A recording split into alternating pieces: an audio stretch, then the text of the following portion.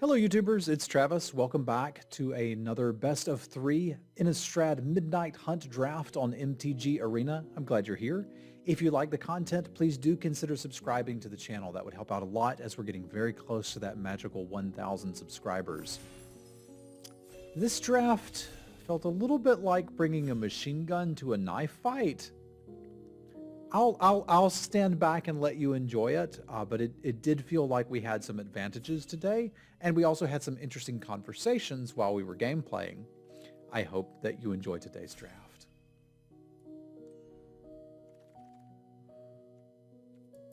What have we here? Good morning, friends. Raptors, Goose. Hello, hello. This is a pack, isn't it? I don't like Faithful Abs. I like Faithful Absence as a card. I'm not going to first pick it. Hello, Nick. It is morning here, but good afternoon to you, my friend. I think this pack essentially comes down to Dawnguard Castaway and Slash with a nod towards Diregraph Horde.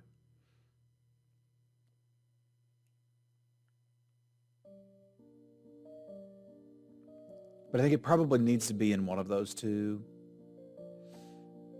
Yeah, I think I agree with you, Goose, that the Castaway and the Dawnguard are probably better than the other options. So it's a matter of which one do you want to get into. I think I'd rather be in blue if I get to pick. But they're both solid value cards. Like this one, under the right circumstances, can draw you more cards. This one is 2 cards. So I'll start with the Castaway and see where we go. I don't think that matters that much, bud. Hey, Fasty, I think people used to worry about that, Neek, and I don't think you have to anymore. Because you're like, this is a pretty heavy commitment to white for my first pick. But that's like 10 years ago when we were scrambling to make playables. We're not anymore. You can literally be open for most of pack 1 and still make playables. I've done that plenty of times. Because like right here, I'm thinking of taking the Sunrise Cavalier, and I think Travis of 10 years ago would have thought that was crazy. But I'm going to hit playables. It's going to be fine.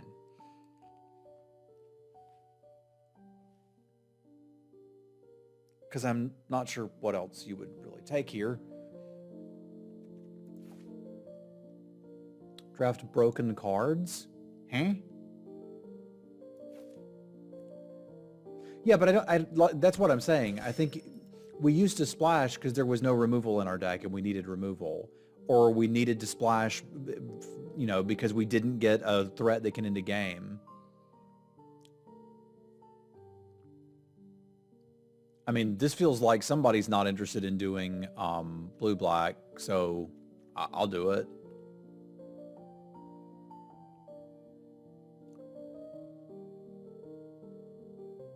One-for-one removal is not actually that great in this set. Brownie, which is why we get something like Defenestrate at common. In the past, and yeah, every time I say this, somebody's like, well, actually, it doesn't kill flyers. Just shut up. We used to get this at uncommon for 1 black. Why are we getting it at common for 2 and a black? Because it's not as good. Candletrap is better at getting rid of half the creatures in this set than Defenestrate is, because it gets rid of them without 2 for, like, still giving them the backside of the card, which is kind of bizarre to me.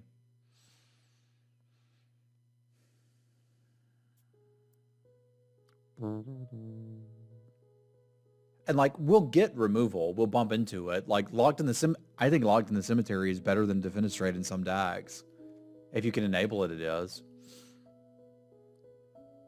This pack's kind of weak.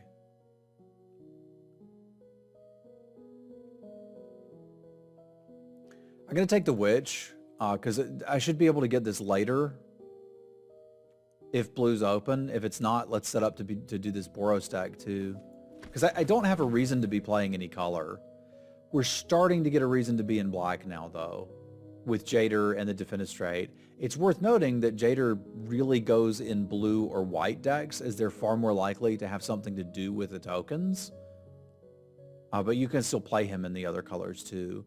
But I think Defenestrate plus Jader is like, okay, we can start doing something here.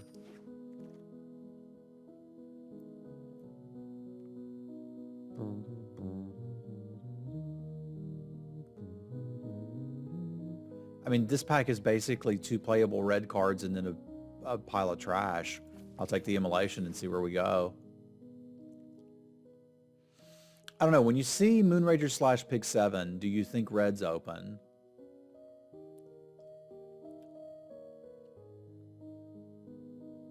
Because I do.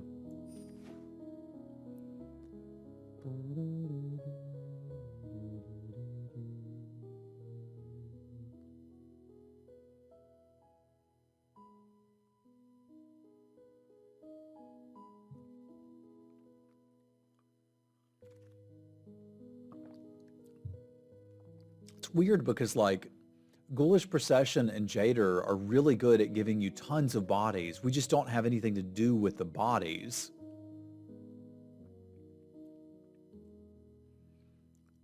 This has been an interesting draft. I'm going to give this one more nudge and see if Pack 2 gives us a couple reasons to want a few leftover bodies. There has to be someone in Finland to draft red cards when Auntie won't. Yeah, see, here the best card in the pack is Candle Trap. There was some really good cards in this pack, but I suppose it's possible we just end up in red-white. I don't think blue's happening. The only blue card we have is our first peg, so like that's over. So like looking at this, we're kind of like, hey, we're in something Mardu.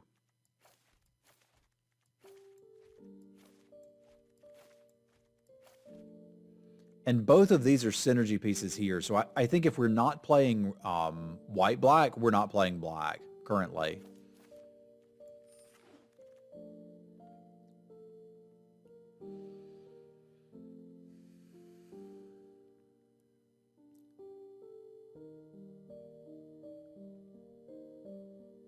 I'd say I'm pretty likely to play 2 immolations in red. I've been relatively happy with it.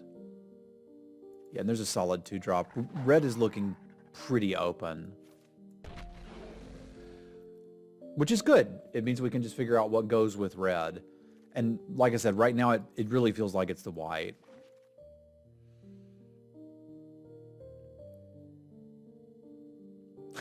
Nice, Sneak. You kind of made him do it. I think the opportunity cost of taking the Tainted Adversary anyway is pretty low, but I do think it's worth noting that we probably don't get to play these 2 cards if we go with black-red. But if the card quality is high enough, who cares? But like, what are we missing out on by taking this? Like, there's not a white card I would first pick here. You can play the Lunarch Veteran, but red-white wants it less than anybody else and certainly doesn't want to pick it this highly. And I've not been that impressed with the Village Watch, and these are a dime a dozen. So I think we still take the Adversary, but black needs to be really open from this direction for me to move into it. That said, it could be.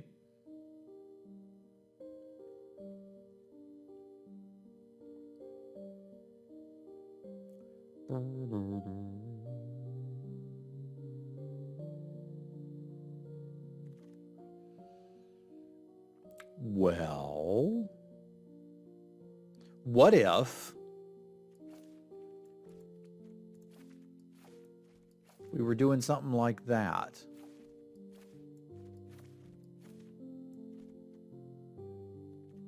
And maybe these can get in, maybe they can't.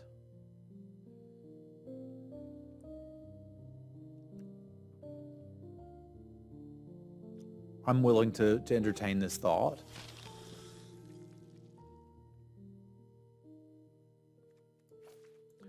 It's a Nambo with Jader, but it's a duplicate piece if you get something that wants to have the zombie tokens, right? So if we're playing both of these and we don't have anything to do with zombie tokens, we should just take them out. But if we have them and we also have a Siege Zombie and a Scab Wrangler, and like keep going, then if we get one of them, we've got that aspect turned on, right? So think of it almost as if we have 2 copies of Jader. Technically, they would also be a Nambo with each other, right? But and that's the reason they're sitting over here, is this deck probably doesn't want them.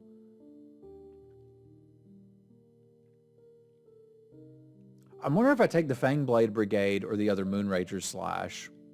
And I don't actually know. This card can be quite hard to deal with. And I think red is getting such disrespect that I can spin not necessarily spin it, but that I'll get another slash. Burn the Accursed is probably close enough. And I'm not missing any white cards here. It's not actually close enough, but fine. I don't know that red is disrespected in general. I felt like it was in pack 1, which led to me feeling like if we want another one of them, we can probably get one.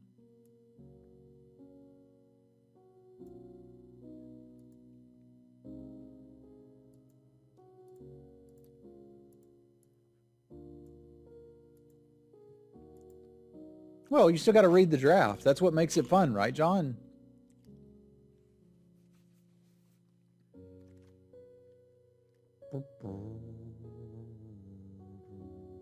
This pack sucks. What do we even take here?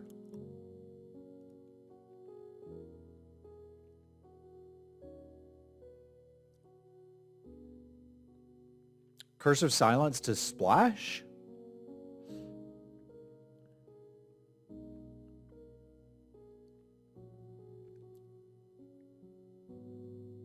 Sure we could. We don't have that option. I guess I'll take the card advantage and see if we can work that in. There's also a possibility that we begin shifting into blue something if they're going to keep passing us really good blue cards relatively late.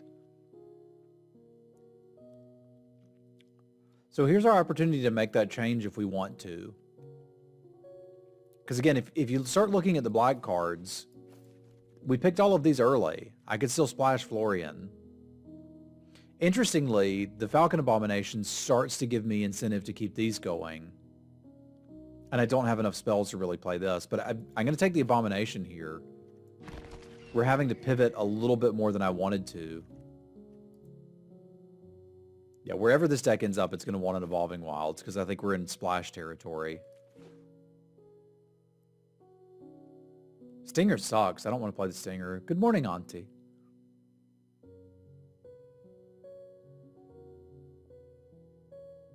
Well, we're back on the which colors are we playing train, which is not a fun place to be this deep in the draft. I did not. I may try it on stream late today. Oh, we could use another 2. This is fine. Because I am interested in it. I've kind of got the idea that maybe we stream Magic for, I don't know, 7 hours, and then the last hour of the stream can be Travis tries other games.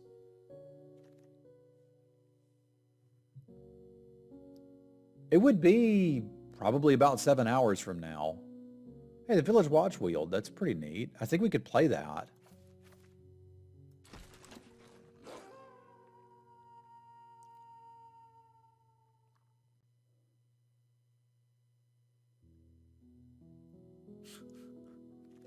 Don't stay up too late, my friend. Why is there? I don't understand.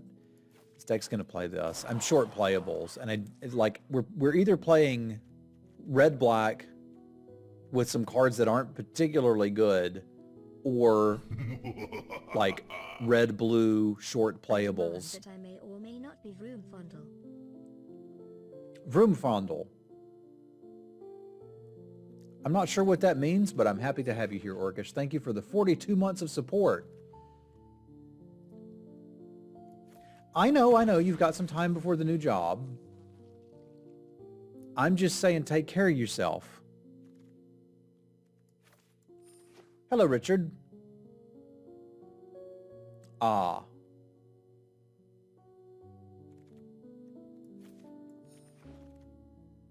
Not my cup of tea.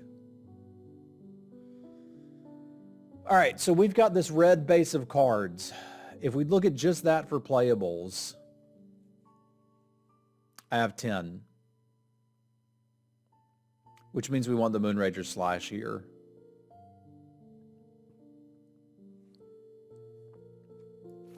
I can't really be trying to figure out what's open. We just need to look for straight up power level at this point. And I think there's a chance that this is our best shot at power level wise.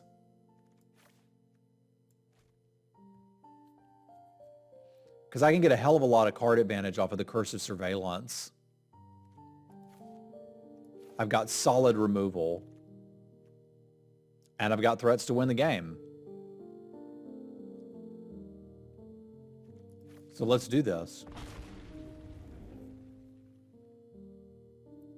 Hey, we said we could use one of those, and we got one. Turns out it was red-white all along. This gives me at least something to do with Jader, and note, I'm not really looking to play the Ghoulish Procession here.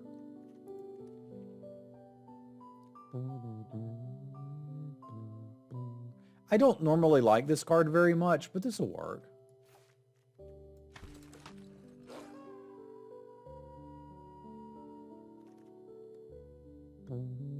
I was just going to say we could use an Awakener in this deck, and then there was one. I'm kind of like, do I want the Ghoulish Procession? I don't know.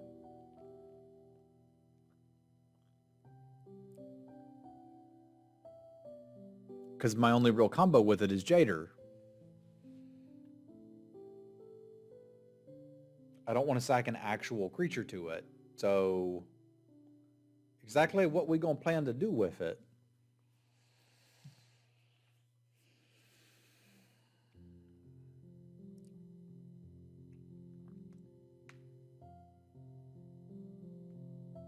Good morning, Urberg. It's nice to see you today too. Thank you all for being so respectful with stop asking me how I'm doing thing. I don't know why that got me. I guess because for a while I wasn't doing very good. And it just wasn't fun to talk about it constantly. I've been pretty happy with the one of Elementalist, but this deck probably just wants the second Defenestrate, eh? Currently planning on splashing the Curse, yes.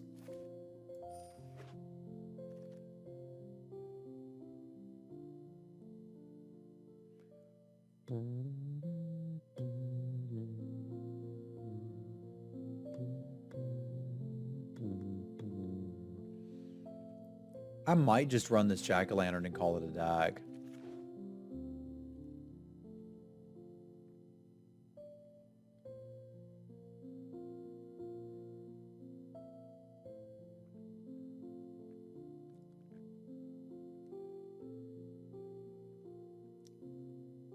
Yeah, the Awakener looks a little bit less than ideal here.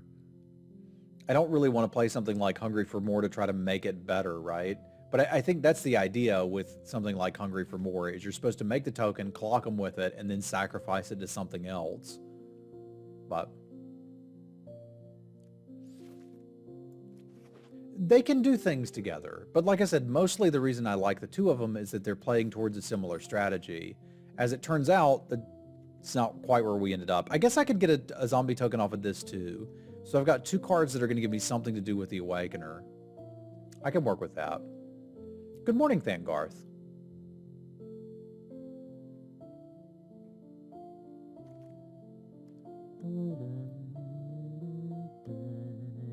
I don't really need to be playing the Candle Guide anymore, but I don't think I mind having one.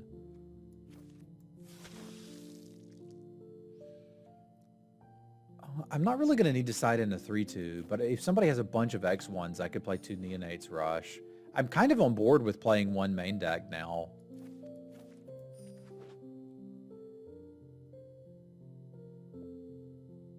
There you go, Auntie.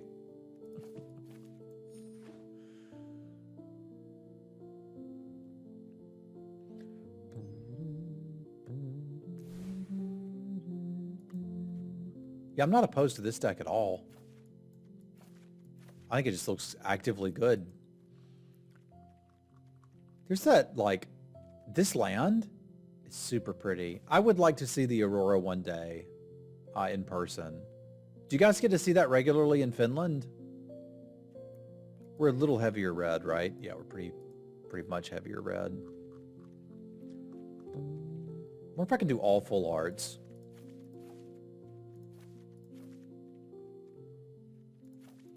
Not quite. But close. Because I think I want 8.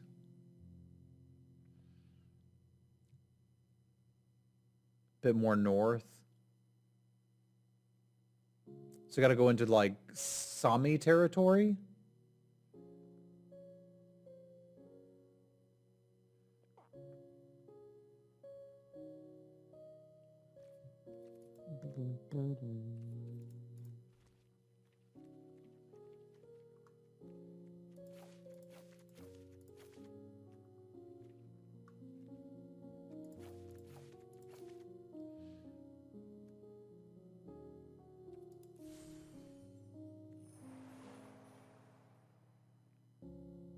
Oh, light pollution. Okay, yeah, that kind of makes sense. That kind of makes sense.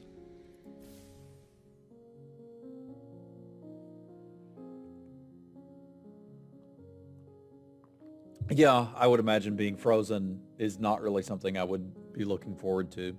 All right, let's take this thing out for a spin, see if I'm crazy, because I might be.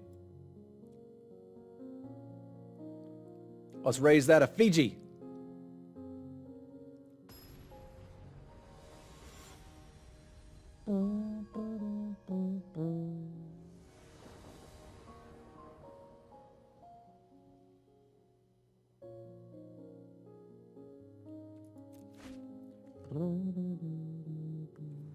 Okay, I can work with this.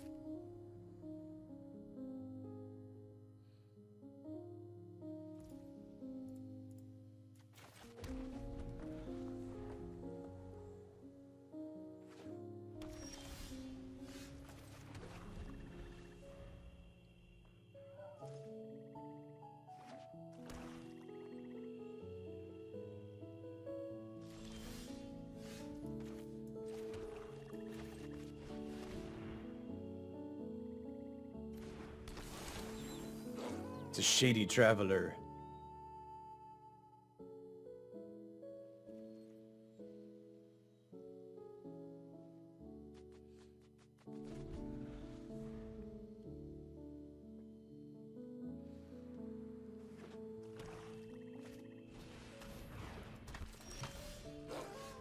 We're just going to tag past each other? I'm okay with that.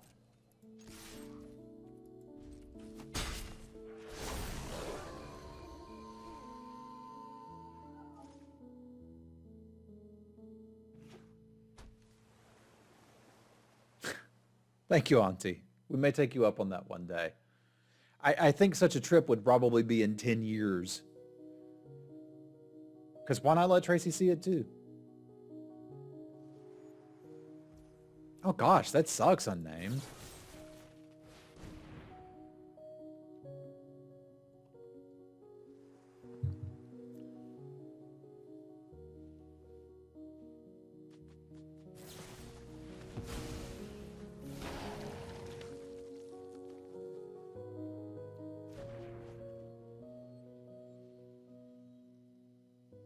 The rubbish in your nose got frozen?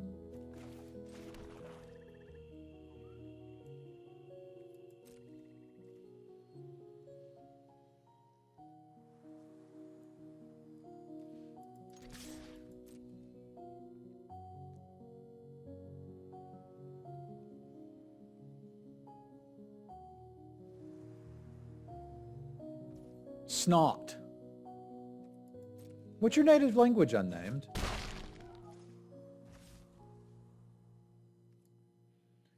Okay. I think we can currently race this.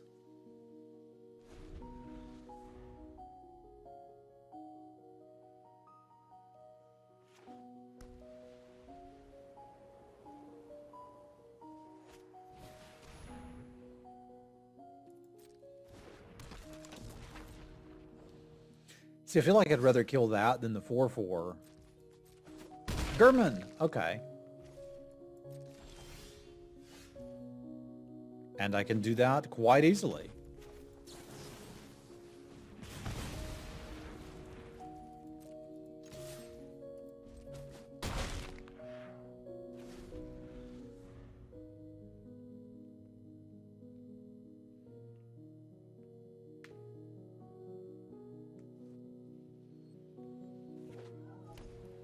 Thank you for converting to freedom units, Auntie.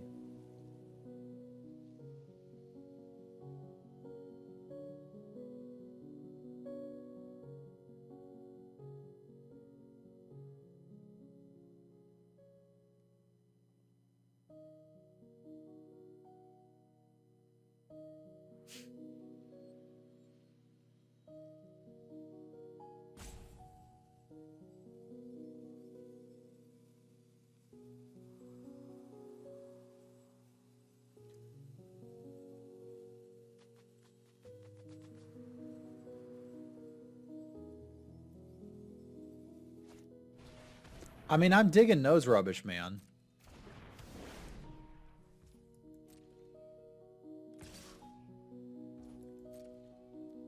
Sub-Zero had the best fatality.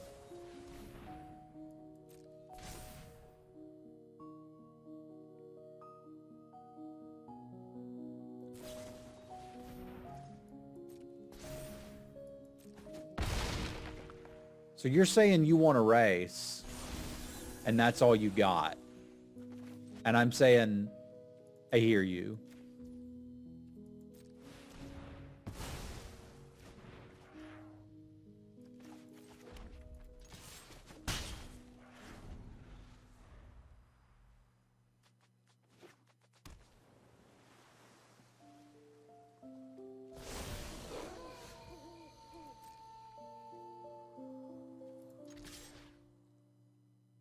We both got flooded.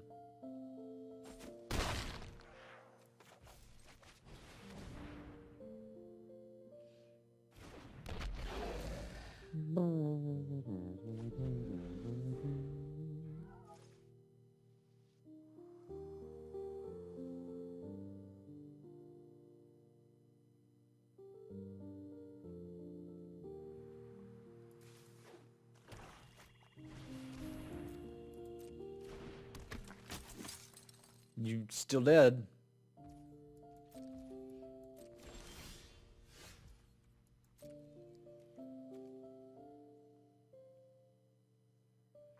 We didn't see anything in their deck that's weak to Neonate's Rush, which, like, there's a lot of stuff in white that is, they just don't have any of it. Which kind of makes me want to take it out.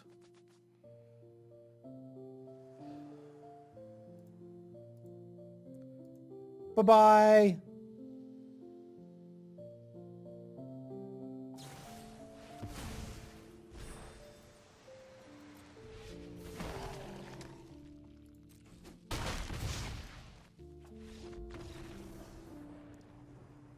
Like, if we see that it's better against them next round, we can consider bringing it in. I don't quite know what I would want against them, though, because we've got some interesting considerations here. There's nothing wrong with Flare of Faith and Ritual of Hope. I just don't want too many of these effects in the deck. And Necrosynthesis I have not found to be playable. Although I can imagine some fringe cases, maybe where you have a Jader, for example. But, like, you can just play... what's his face? Unruly Mob if you want that.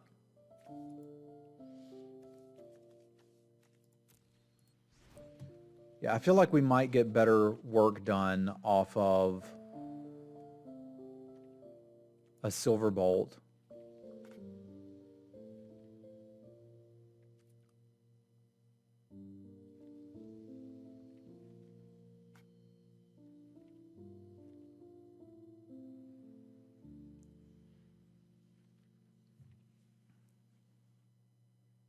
It does draw you a card.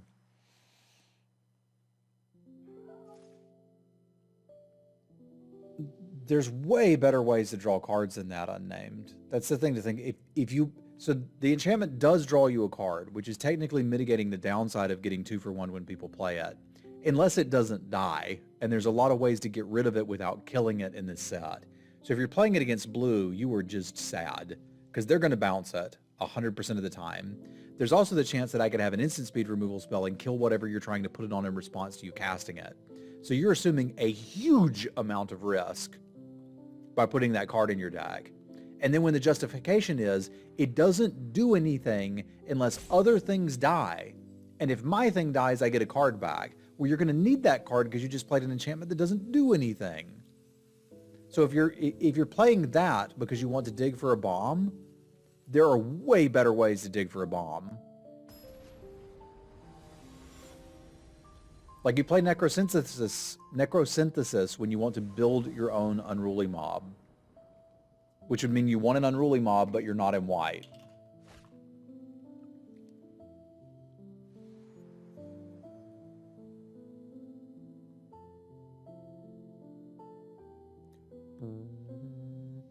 Interestingly, this hand probably wants to get the black first.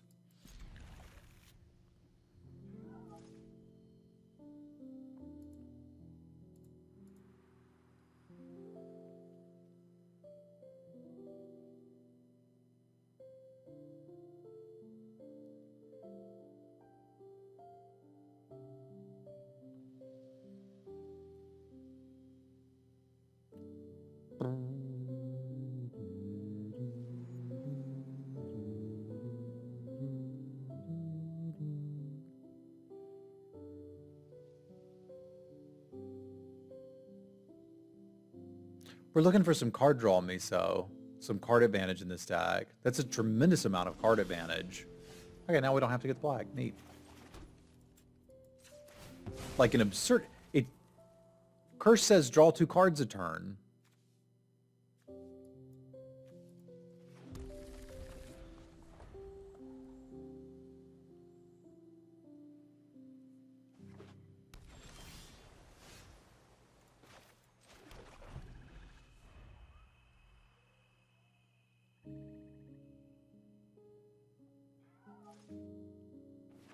Because people think it's bad?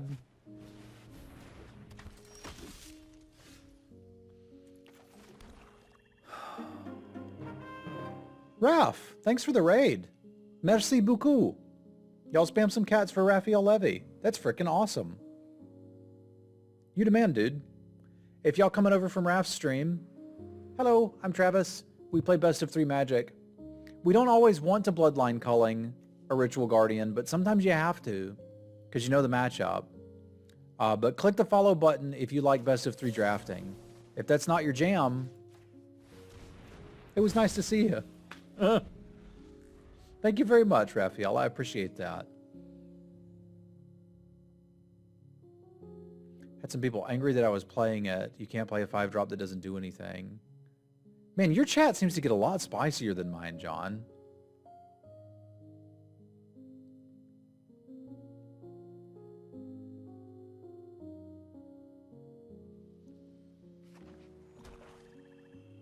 Oh, yeah, I want to get trolled more on YouTube. You guys need to subscribe to my YouTube. I'm really close to 1,000 viewers. ! YouTube.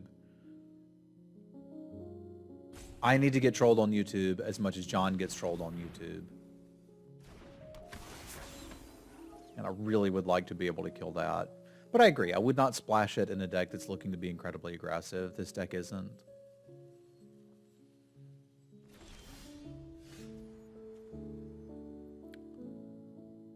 I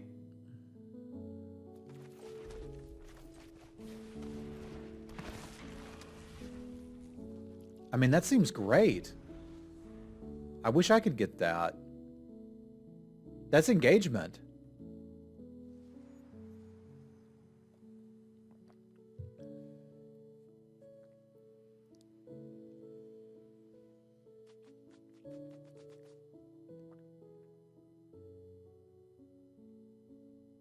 Break that algorithm.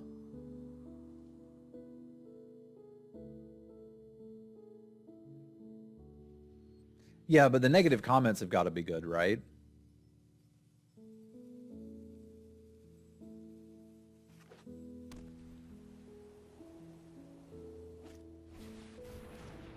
So the best thing is for people to say I'm an idiot.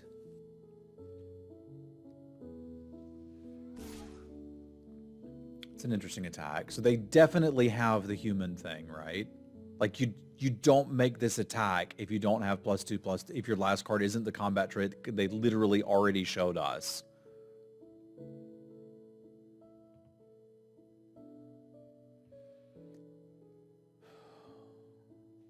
So the question is, do I even care?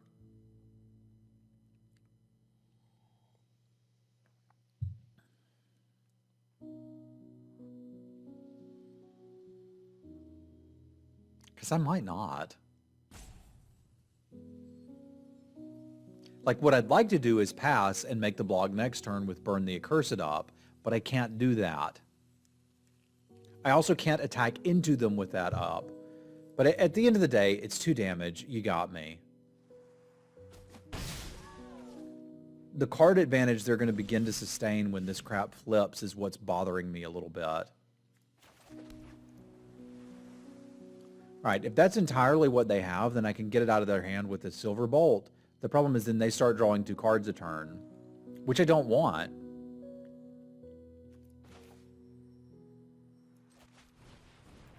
So let's do it on your turn. Actually, you can have another card before we make that decision. This keeps your crap from flipping, which is what I wanted, and now maybe you can attack.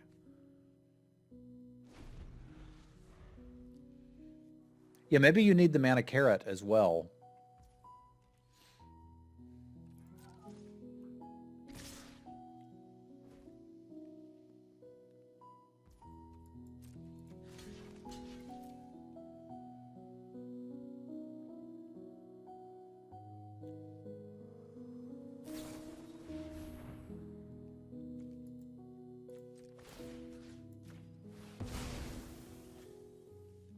So they've either got both tricks again or just don't know how this works.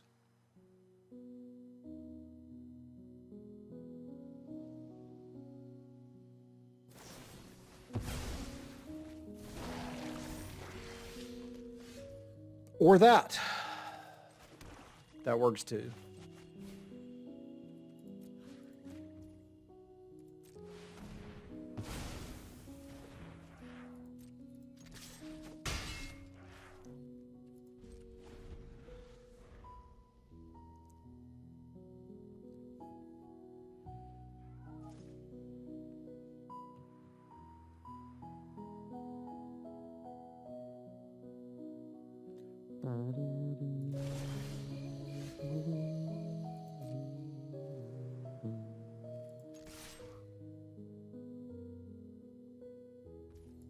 Hiya!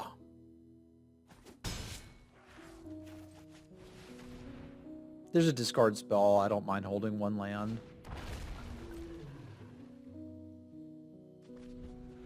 I think Corpse Cobble is great. I don't think it belongs in this deck. I've had a lot of success playing Corpse Cobble in a deck that can make a ton of zombies. Attack with 3 tokens, then with Decayed on the stack, sacrifice them and make a 6/6. It's pretty good.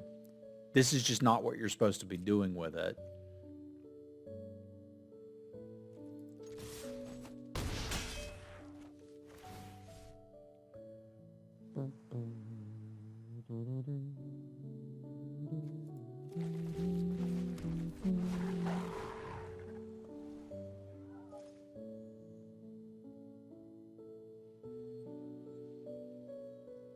It's an example of cards I would like to see more of in Limited that go in a very specific place. Yes, you play Florian before combat, not after if you'd like to draw the card. Today I learned.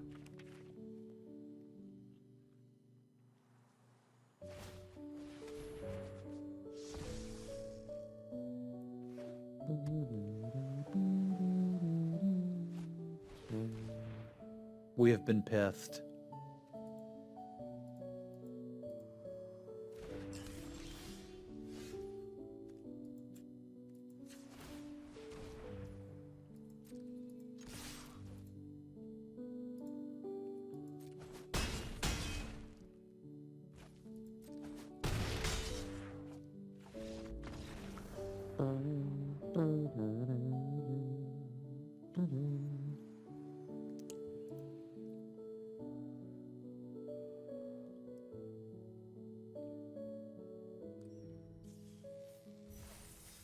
All right, so I'm curious about something, and I'm going to look something up. I can't believe I'm about to do this. If I'm wrong, we're not going to talk about it. Actually, if I'm wrong, I'm not going to talk about it.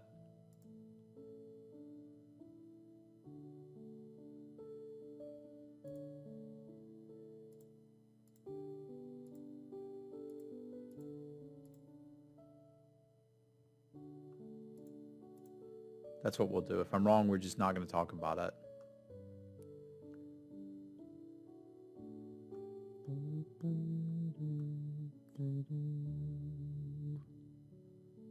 So let me find how to show you guys what I'm seeing, because I haven't done this in a while and my OBS has changed a little bit and I don't like it because I'm old. There it is, browser source. All right. So we're talking about cursive surveillance. Let's talk about cursive surveillance. Chat's kind of in the way here, so I'm going to close you guys for a minute too. I can still see you. You just can't see it on the stream. So what do all these numbers mean? I don't know what this actually means. This is win rate when main decked. So the win rate when main decked is 57%. Win rate when drawn. Win rate when it's in your open hand. Improvement when drawn. So here's an interesting thing. It's not a good top deck if this is exactly what you need to draw, but like the data is showing that this is a pretty decent rare. It's obviously not as good as Grafted Identity or even Malevolent Kermit, but like it's a good card. People aren't playing it as much as the others. Actually, we've seen way less Grafted Identities. Oh, this is number CNAD. Yeah, I may not know how to read this. But isn't this showing that this is just a good card? How can 57% be bad? Are you serious, John?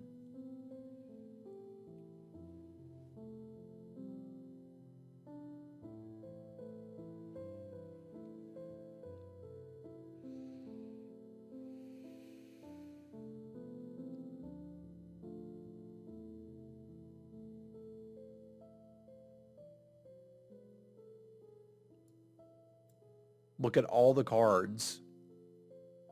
Okay.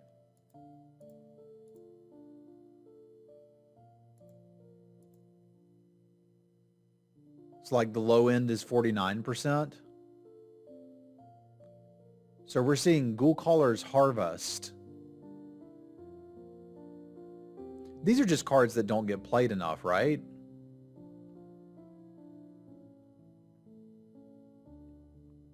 Because they're saying main deck Duress is 54%. So what are they putting this on parity with? What's something that's in the 57s? Turn the Earth and Brimstone Vandal. Okay, it's possible I'm just very wrong. Magic, thank you for the host. It's better to have in your deck and not draw it. That's crazy. I mean, for me, the end of the day is I have seen how powerful it can be to draw 2 cards in a turn. I think what we're probably getting from that data, especially based on my experience with the card, which overall has been pretty good, is that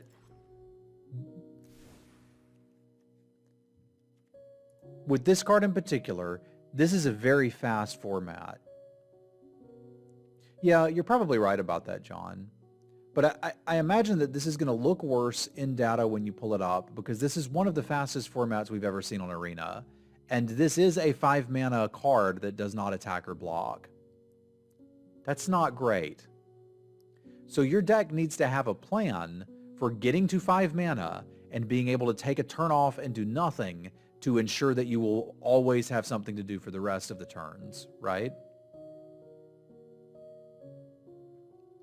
And what Noki's saying applies here too. We may have people putting these in like aggressive tempo blue decks, which is kind of, no, I could see it being good there too.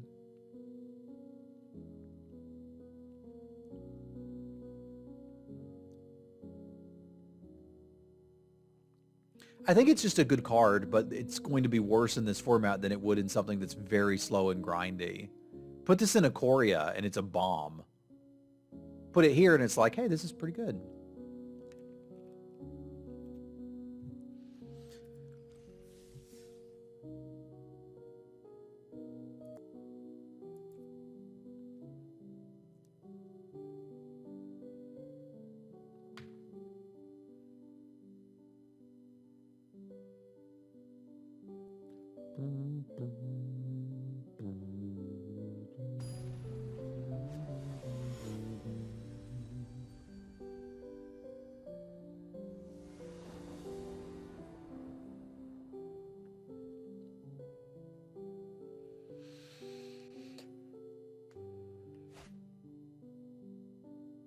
Righto.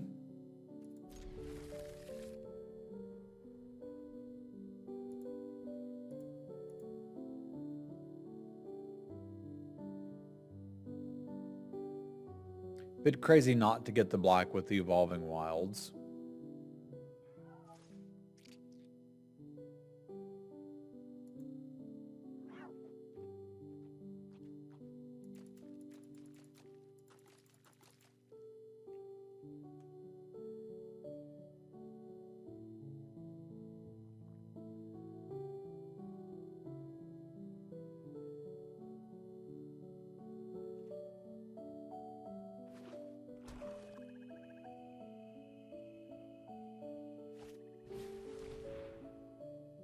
We have been duressed.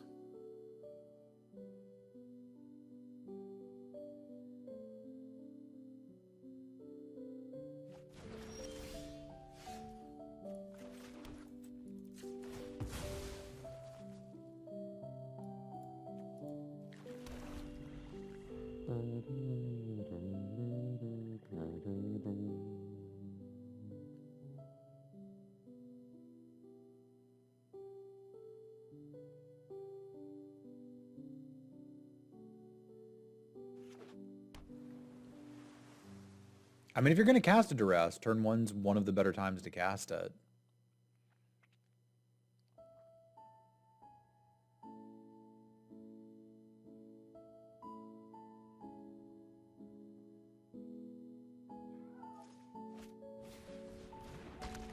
Hit the road, Jack.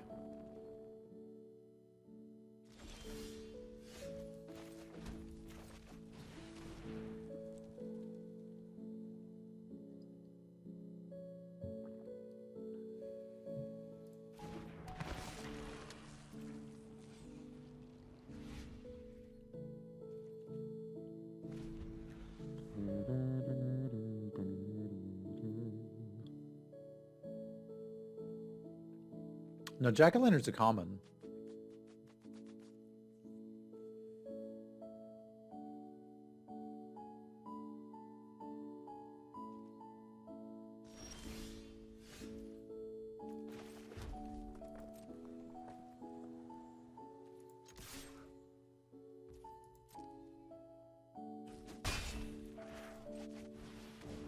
I've seen a decent amount of lanterns. There's a lantern in this deck.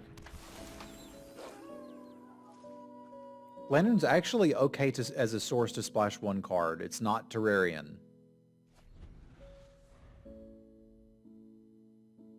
There are close to 60 cards in that deck. Yeah, it's not a Terrarian. Because it is consistently, it's not holding your card trapped in it. Like, I agree with you. We passionately convinced people that Terrarian was not mana fixing in Shadows of Innistrad 5 years ago. You and me, brother, we got this. But Jack-o'-lantern is not that. Jack-o'-lantern actually would have been quite good in Shadows over Innistrad. Like, low-key incredible.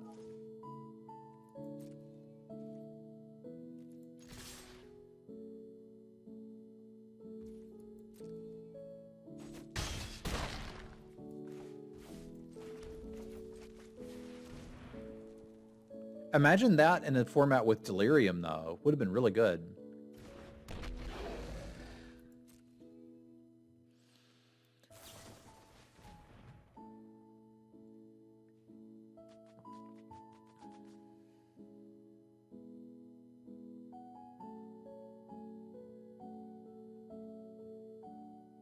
That's incredibly insightful, Ajani.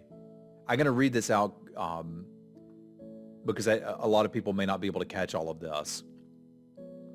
This reminds me of a game Dominion, which is a shopping card game, not quite a draft card game, but close enough. There were some really bad cards in the game. If you looked at the statistical win rates of those cards, they would be really bad. But if you go on the forum for high-level players, there was a lot of discussion about them, because the point was not, are these cards good? Because they're obviously not. but how can I identify the conditions in which these cards are good? And that meant that the win rate of those awful cards, if you're looking only at the top level players, would be very high because they were only played in very specific cases where they were shining. Thank you, Ajani. That is incredibly insightful.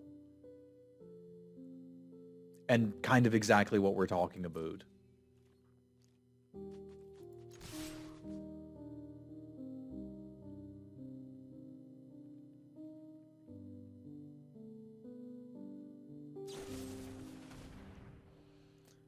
Okay, I was thinking I should have played the immolation on my own dude, and now I'm kind of happy that I didn't.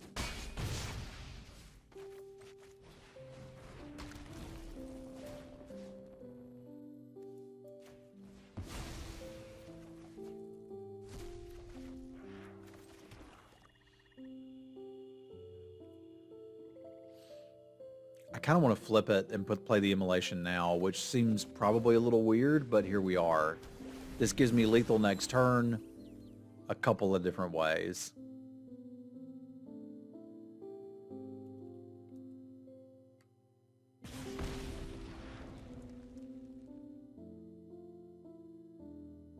I wonder what my data specifically on Cursive Surveillance is. Can I get that on 17 lands? Because now I'm really interested in that. My data...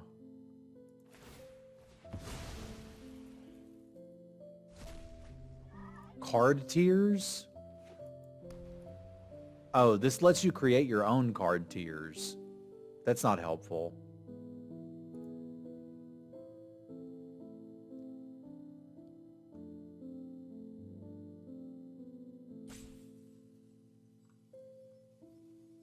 Got mulligan rate,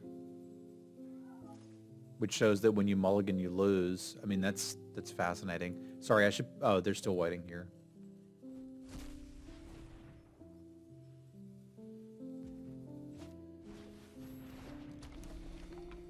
Key.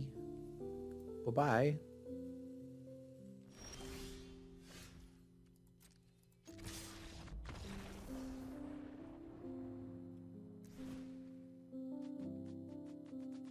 I think that's what mine was showing too, is a lot of people mulligan a lot more than me.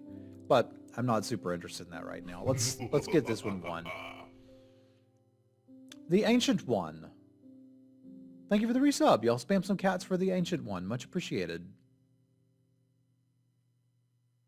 We're about to have another big subscriber push month in November, and I'm not really sure what sort of goals we should be reaching for. So you guys let me know some things you might like to see happen next month, and we can give that a spin. Yeah, you can't sideboard against this. You just can't.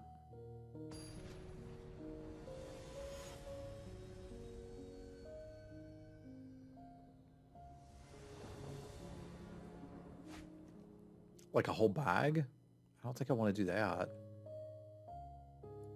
Oh, dudes, that's been on there the whole time, and I've said I'd wear a cat onesie for a freaking month. We just never hit the numbers to do it. But yeah, cat onesie's on there.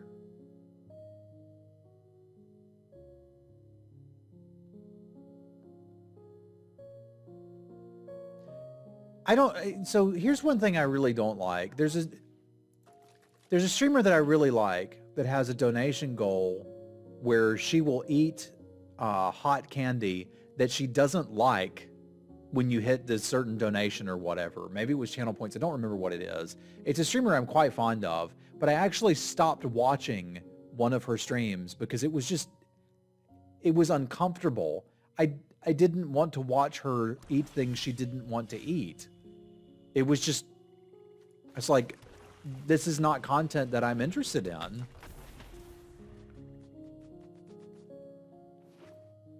So if I knew that I would like the finished candies, there's probably no reason to force me to eat them. And if I don't like them, I don't think it would be good content to watch me eat them. But I've seen a lot of streamers that'll do that, and I'm just like, no, I don't want to watch that. Maybe there's people that do, and that's fine. But I don't want to make myself if I wanted to make myself uncomfortable for money, I'd still be doing sales.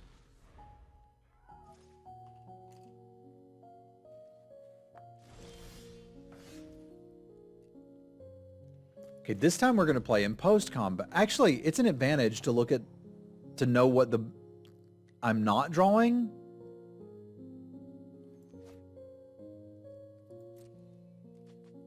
I mean, technically it is. Exiling the top card of your library is information and value, but I'm still not going to do it. It's more about learning to be a finished person.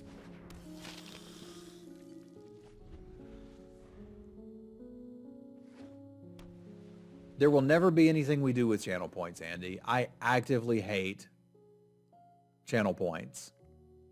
I've left them on because some people like to gamble with them and highlight stuff and put sunglasses on things. That's cool. But I actively dislike channel points.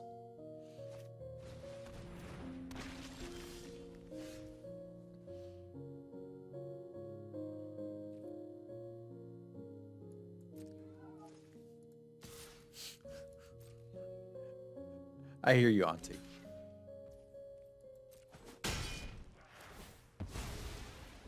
Did we learn about First Strike today?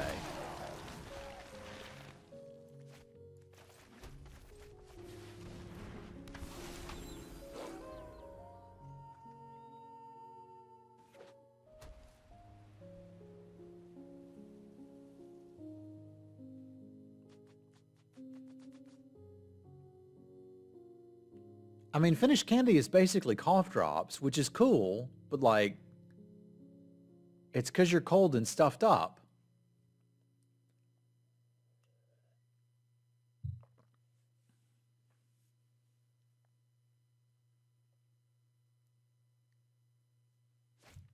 I felt bad when we were talking about the cultural food exchange because like Auntie was like, I don't like vinegar. And I'm like, well, there goes literally everything my culture makes that's good.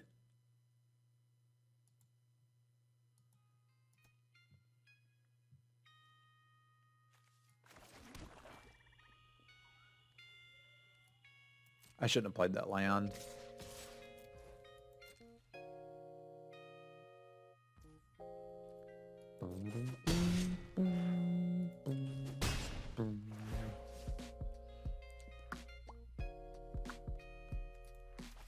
Awkward to play the haste creature post-combat, but I'm alright with that.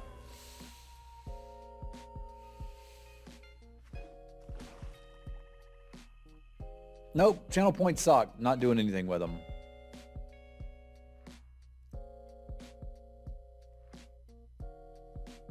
I did do something with channel points. See, here's the thing. I will do a 17 lands draft review for any of you. You don't need points. When I want to.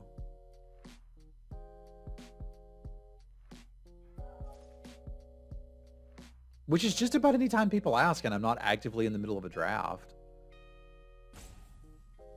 I know other streamers that are like, for $20, I'll look at your deck and tell you what card to cut. What?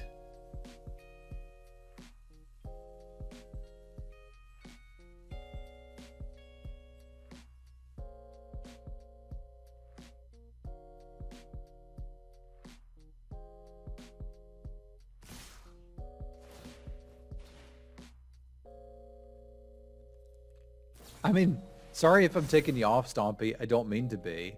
But I would like to hear suggestions from people that have them. Just good suggestions. I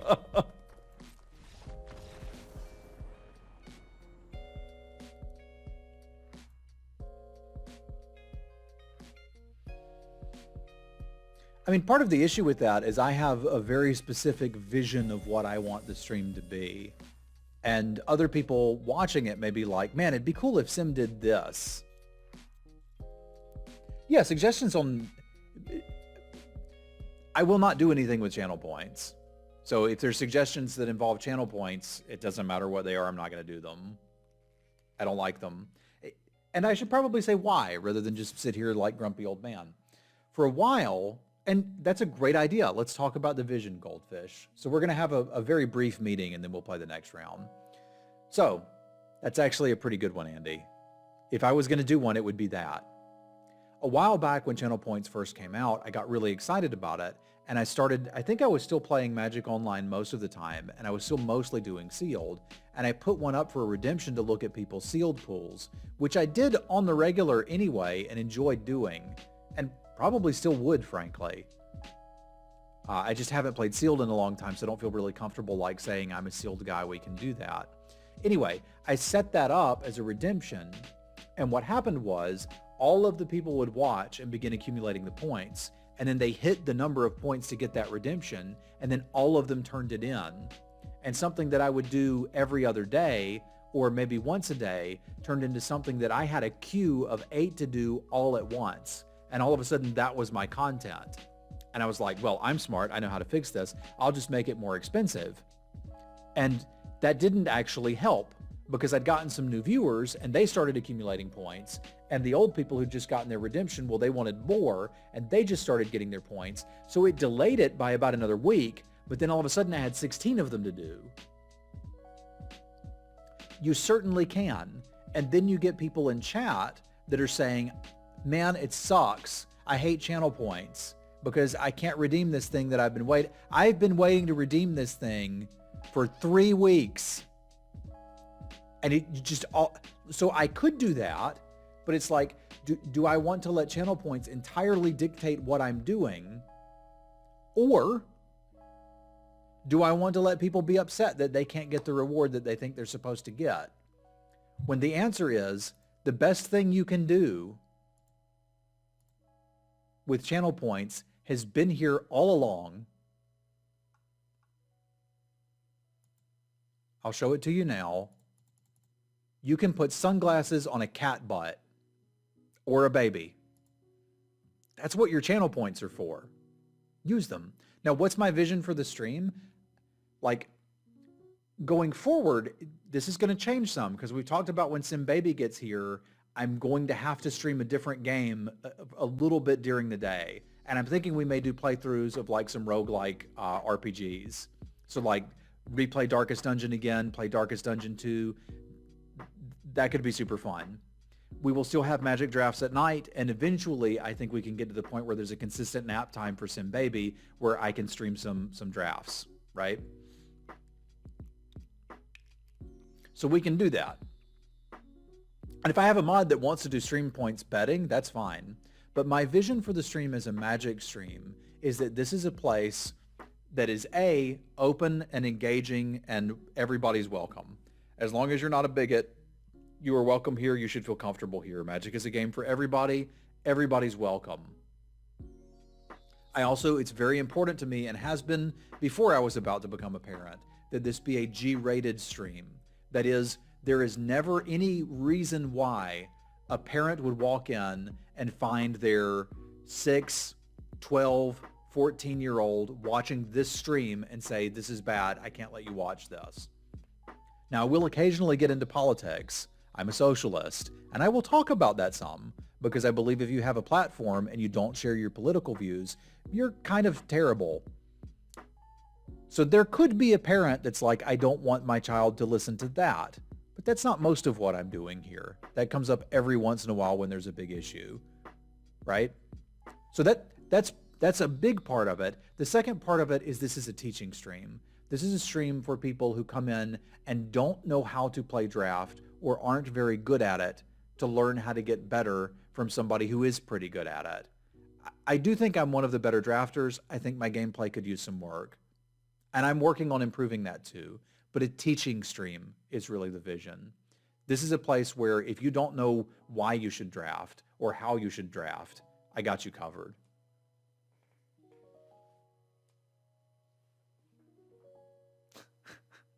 There you go, Noki. There you go. So that's generally my vision, is that we're here, we're discussing draft, we're talking about draft, and we're trying to point you and future viewers and future drafters in the right direction to get better, to get more consistent, and to get closer to going infinite on MTG Arena. That's what I want to do for you. And also to share my passion of best of 3 draft and why I think it's abjectly better than best of 1, because I do.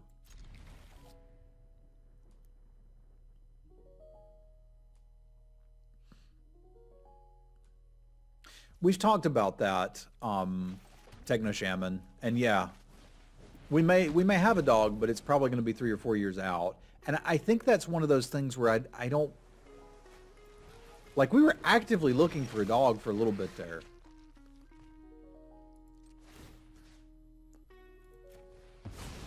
I just need the card out of this now. I don't know that having this 1/1 in play does anything here.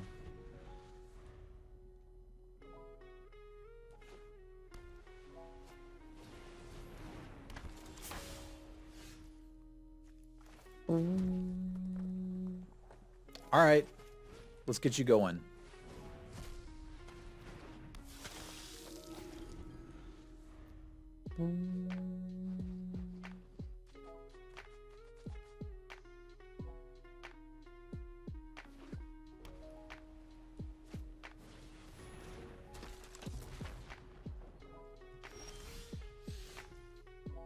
I want to read what you're saying, Tommy. Give me a moment. Because we have an attack here, right? And I shouldn't have played the land. Well, yeah, I shouldn't have played the land first. They jam everything in front of it. I can, yeah, we can totally attack here.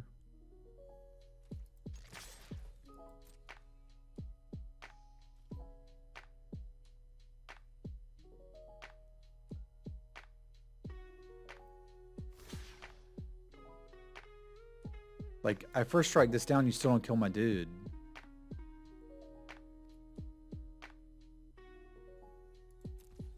I don't understand.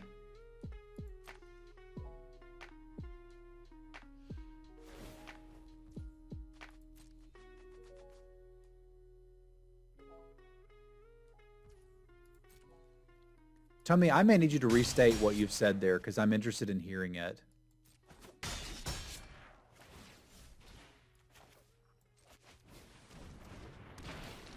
You could do a weekly raffle for 1 teaching session live. Thursdays at 1400, Sim raffles off 1 drafting session right then and there.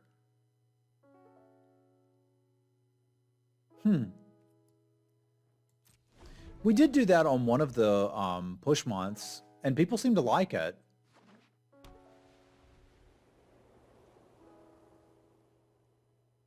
That's not a bad idea. I'm going to write that down. See, there's a suggestion that I like. But it's a suggestion that's focused on where I want the stream to be. So I think it was Cousin Stompy that was like, stop asking for us for ideas. It was kind of my fault, right? Because I didn't tell you what I wanted to do.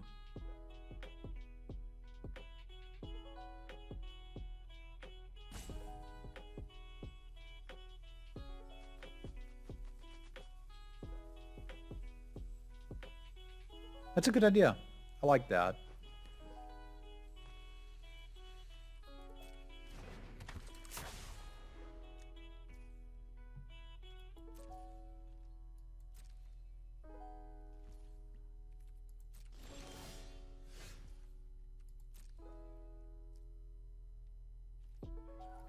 Hiya.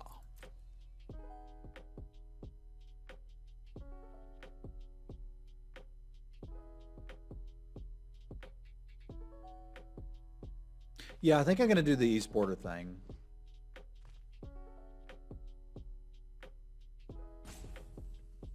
I'm supposed to have an email or meeting with them soon. So the esporter thing is 8 people pay $100.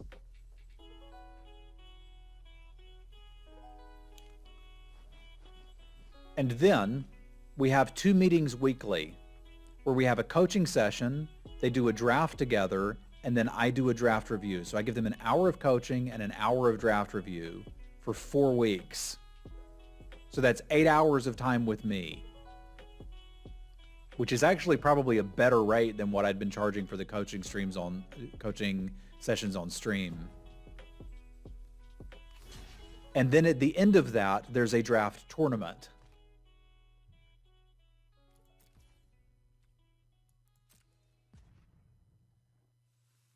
They may have a startle here. That would be unfortunate.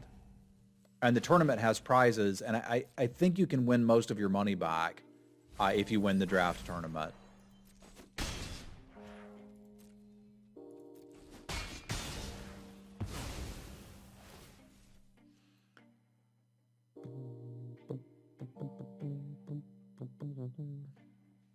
I would like to have the blue mana in play so I don't have to worry about it, but I think just casting the dragon this turn is really good, so I'm just going to take the land drop.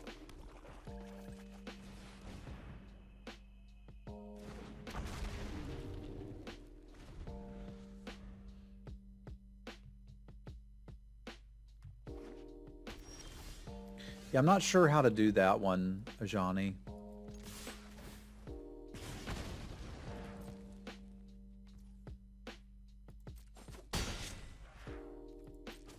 Yeah, if we want to go that route, we can kill the larder zombie this turn.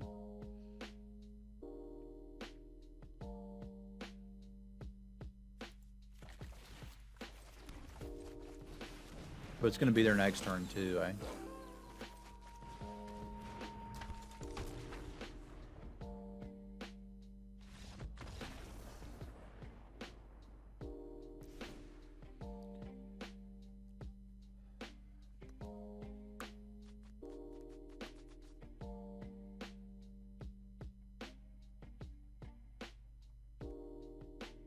Yeah, I guess I'm not opposed to channel points doing things that are automated that I don't have to do and that doesn't direct my content. I just wasn't aware there were any. If I've got a mod team that's like, hey, we will handle this thing and it's automatic, I could be open to that. I just don't want it to direct my content or take my focus away from what I'm doing.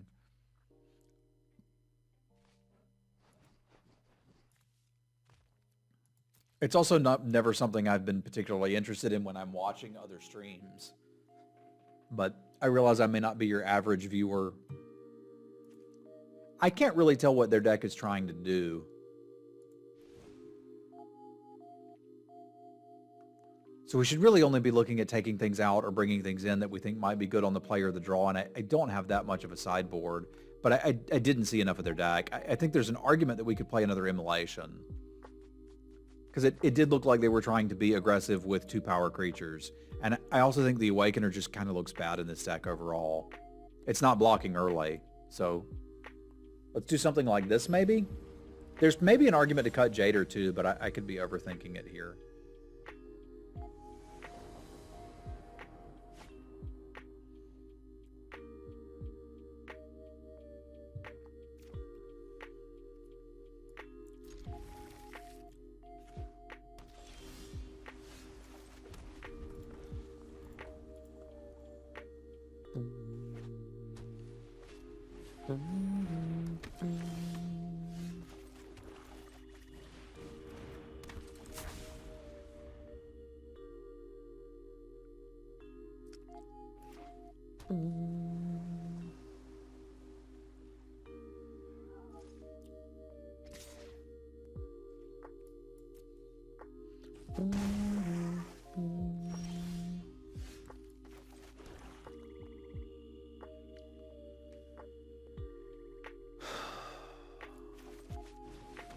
You gonna flip my switch? You ain't gonna flip my switch. If they Nibblegast intrude me, I'll be quite sad.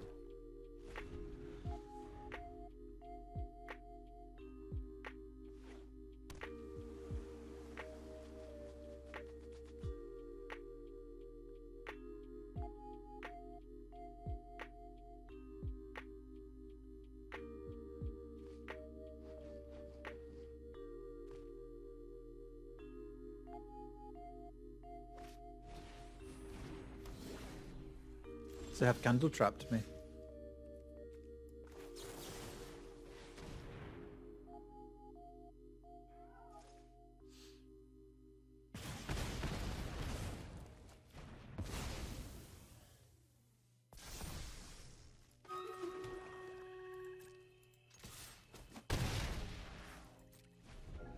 Not yet. Well, I would say every moment of the stream is cool, Thangarth. Wouldn't you?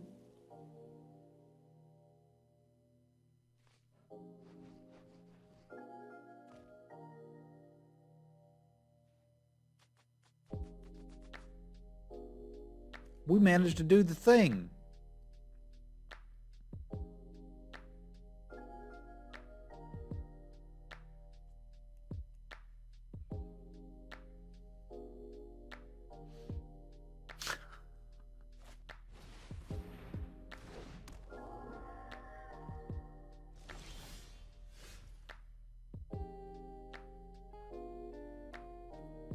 And they're holding up 3 mana like they got something. What you got?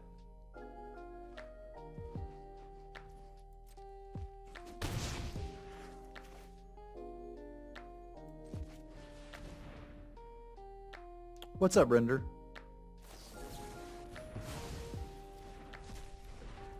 Okay.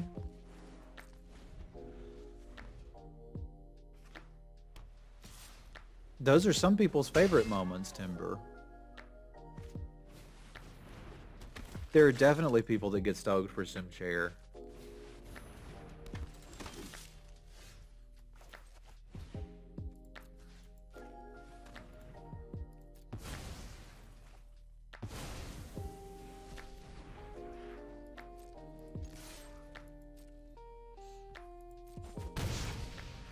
There's not really a reason not to immolate this now, so I'm going to.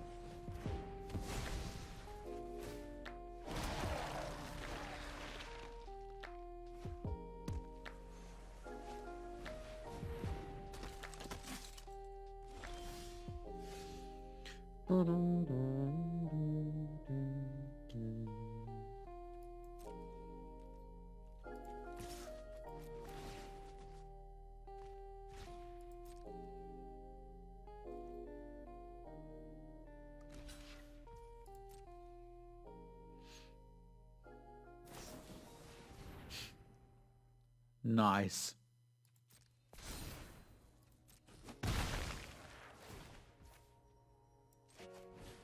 Oh, no, not you. You.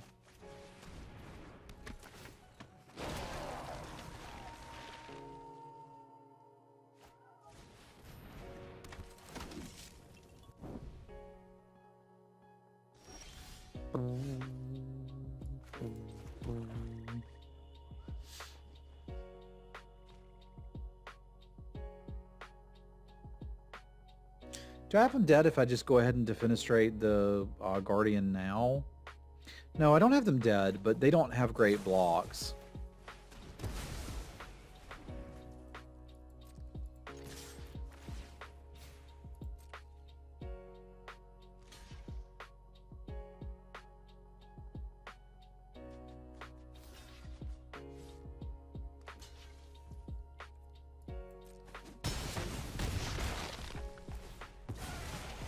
With them at that life total and having a haster in play, I don't know how they get out of this.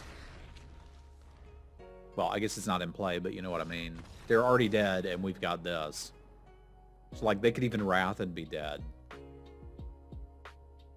Kind of felt like it. It's been garbage time for a little while. They just didn't know it.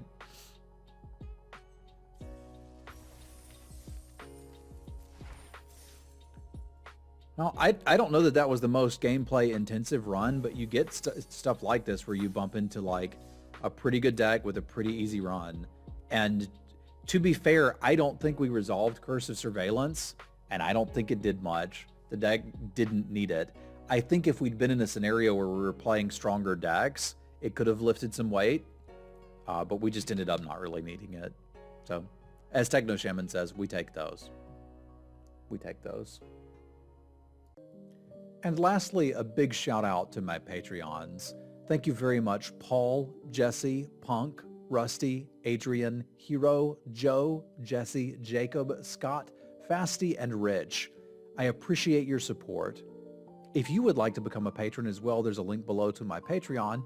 You can get a shout out at the end of my videos as well as some other cool rewards. I hope to have some more information on that soon. It'll be through the Degenerate Gaming team. So I'll have some info for y'all about that as soon as I got it. Thank you very much for your support. We'll see you soon.